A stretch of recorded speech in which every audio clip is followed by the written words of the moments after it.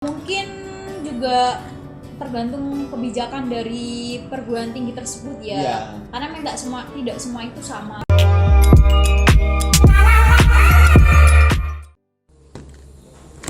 Assalamualaikum warahmatullahi wabarakatuh. Selamat sore teman-teman, kembali lagi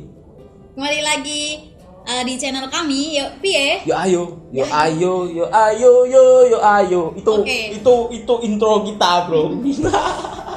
Oke, jadi di video sebelumnya itu kita udah membahas tentang pendidikan tinggi yang ada di Indonesia ya. Pengenalan terhadap definisi. Jadi mungkin ini video kontinuitas terhadap video selanjutnya. Nah, pada kesempatan video kali ini kita akan membahas tentang apa? PTS, PTN, dan PTK. Nah, jadi Apa itu sih? Apa PTN? Apa PTS? Apa PTK? kita akan bahas di sini. Kita kulas, kupas, tuntas. Udah kayak ujian aja. Oke, nah jadi kalau kemarin kan kita udah bahas nih ya. Ya. Nah mungkin teman-teman yang belum nonton video sebelumnya silakan ditonton dulu karena ini sangat bermanfaat sekali. Biar kalau nonton video ini nggak bingung ya. Iya, nyambung gitu. Jadi continue. Kita Stop. berkesinambungan. Jadi integrasi interkoneksi kalau kata Prof. Amin Abdullah. Jadi- Kalau belum baca bukunya ya. Nah jadi di video ini kita akan membahas ada PTN. Nah PTN itu apa Kak? PTN itu adalah perguruan tinggi negeri yang Nah. dinaungi oleh pemerintah langsung. Di bawah apa Kak?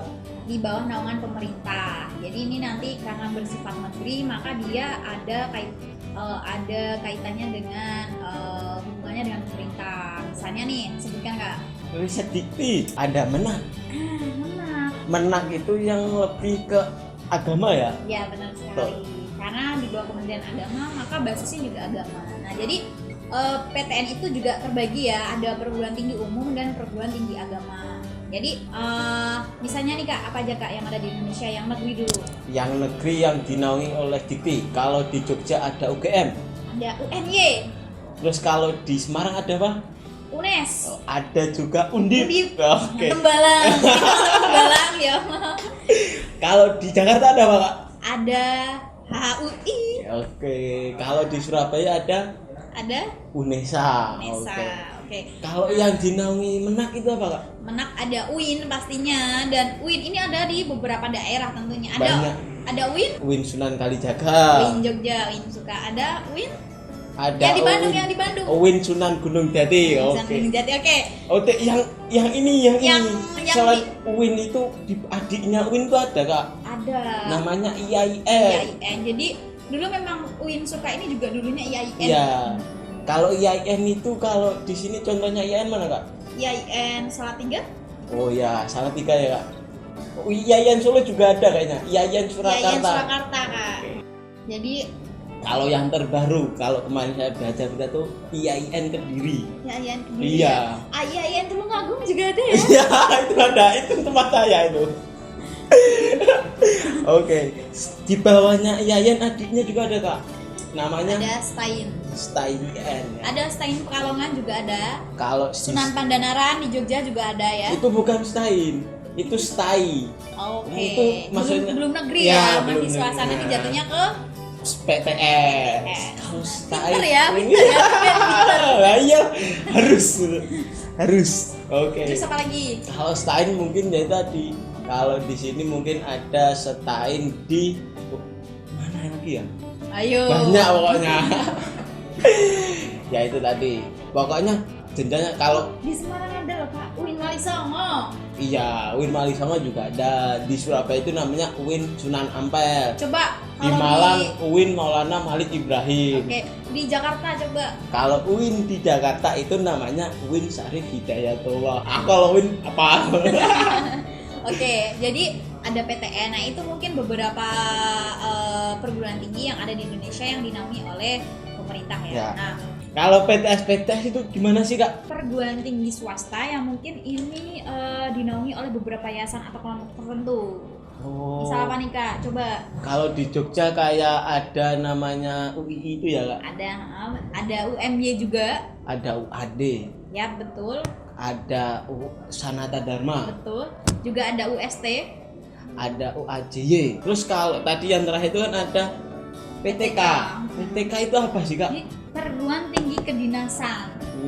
Jadi itu adalah sebuah lembaga di bawah departemen pemerintah atau menteri tertentu yang memang dalam satu rumpun yang sama. Misalnya nih PDN. Kemudian ada STIN, ya STAN juga. STAN sekolah tinggi. STAN, ya mungkin yang paling famous di Indonesia ini STAN ya. Yang jalur masuknya itu sangat sulit sekali teman-teman. Wah, ada menteri kita sekarang itu yang lulusan STAN. Kamu tahu nggak bro? Sri Mulyani ya. Menteri Keuangan. Itu lulusan STAN. Oh ya Kak. Kalau PTM itu masuknya mana ya Kak? PTS. Karena kan itu perguruan tinggi Muhammadiyah ya. Iya. Jadi mungkin itu kan dari kelompok atau yayasan tertentu. Jadi kita kategorikan itu PTS. Soalnya kemarin tuh ada yang tanya, "Lah Kak, kalau PTM itu masuk dari mana sih Kak? Masuk di mana Kak?" Itu. Oh, ternyata PTM itu masuknya di PTS, bukan di kelompok 3 tadi ya Kak. Jadi setelah kita ngomongin beberapa kategori yang ada dalam perguruan tinggi, kita akan membahas atau mengulas sedikit tentang bagaimana sih jalur masuk dari perguruan tinggi tersebut. Nah, ada beberapa jalur atau kategori masuknya itu ada apa aja Kak? Ada 3 seleksi yang mungkin bisa diikuti teman-teman.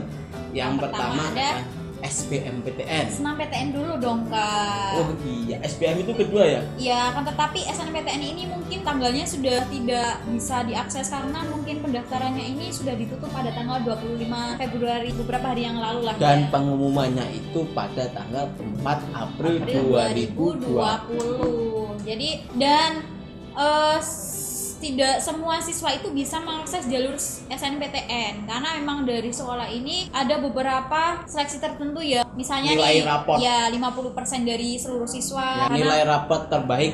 Ya betul sekali. Jadi teman-teman yang sudah berkesempatan atau sudah mendaftar SNMPTN, berbanggalah diri, jangan lupa bersyukur karena memang tidak semua itu bisa. Dan jangan lupa berdoa semoga diterima.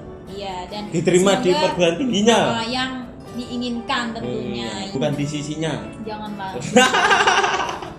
Jadi setelah kita SNMPTN ada apa Kak? Ada SBMPTN, seleksi bersama masuk perguruan tinggi negeri. Nah ini memang beberapa persiapan ini mungkin jatuhnya lebih kepada SBMPTN ya. Karena memang ini usahanya ini lebih terlihat pada SBMPTN karena SNMPTN itu hanya menginput data nilai rapor dari dan didapat teman-teman. Misalnya 5 semester dari keseluruhan dari kelas 1 sampai dengan kelas 12 itu. Nah, jadi itu kan mungkin jalurnya dari di bawah naungan Risdikti ya. Jadi kalau Risdikti itu punya SNMPTN, sedangkan kalau Kemenak itu punya SPAN. Ya. Terus Kak, kalau SNMPTN itu biayanya ditanggung oleh negara, sedangkan SBMPTN kalian harus membayar sebagai bentuk pendaftaran. Iya, jadi mungkin hanya memilih satu rumpun ilmu, misalnya ilmu sosial atau ilmu IPA itu kurang lebih 200.000 ya Kak. Kalau sekarang sepertinya 300. Enggak Kak, karena sekarang ini sudah kuliah tadi itu 200, sedangkan 300 itu bagi mereka yang ingin campuran. Misalnya ingin mengambil ilmu sosial. 300 itu yang campuran. Ilmu yang sosial atau yang ilmu alam seperti itu. Jadi yang SNMPTN itu gratis dan SBMPTN ini berbayar dengan beberapa usaha dan doa yang sudah teman-teman lakukan sebelumnya, berbagai persiapan. Kemudian setelah itu ada apa Kak? Terus model seleksinya itu ada yang CPT, ada yang PBT. Betul sekali. CPT itu apa Kak? Computer based test. Kalau PBT adalah paper based test. Jadi ujian berbasis komputer dan ujian berbasis tulis. Tapi pada tahun aku dulu itu mungkin yang CBT belum terlalu famous ya, karena memang masih masih tertarik pada yang PBT. Iya.